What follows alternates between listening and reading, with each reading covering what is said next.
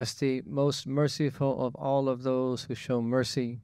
And we repeat that, and we continue to repeat that, to grant us faraj, relief, and to grant the Ummah of our Prophet Muhammad sallallahu alayhi wa alihi wa sahbihi wasallam relief.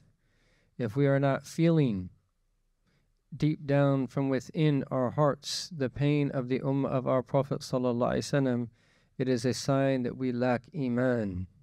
As our Prophet said sallallahu alayhi wa sallam in a hadith in the collection of Imam al-Tirmidhi, "Man lam yahtam bi amr al-muslimin falaysa minhum." Whoever is not concerned with the affairs of the believers is not from them. And he's saying this really to encourage us, sallallahu alayhi wa sallam, to be members from the greater body of the Ummah of our Prophet sallallahu alayhi wa sallam that takes part in feeling the collective pain of the Ummah all over the world, wherever they might be. Those people that the rest of the world has forgotten about, the people that the rest of the world simply does not care about, the people that are on the other side of the hypocritical double standards. Our Prophet ﷺ taught us to care about the entire Ummah. Rather, he taught us to care about every single human being on the face of this earth. And this meaning is one of the greatest meanings of all. If we live that meaning, and we spoke that meaning with our states, with mute eloquence, it would be much more articulate than anything that we could say with our tongue and with our lips.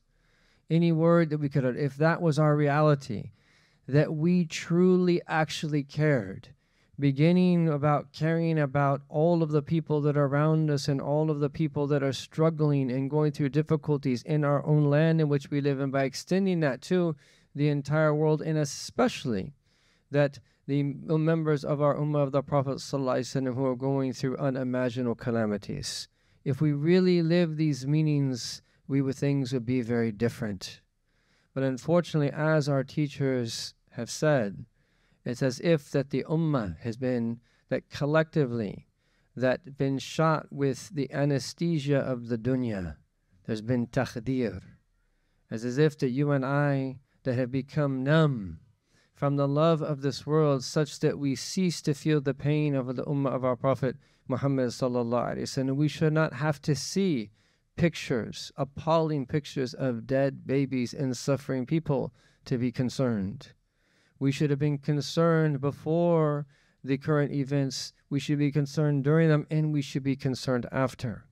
And we should be especially be concerned of these places that are special places, because we know there are sacred lands that are blessed to Allah subhanahu wa ta'ala, and we should also be concerned with anyone and every Muslim who is suffering in any place in the world.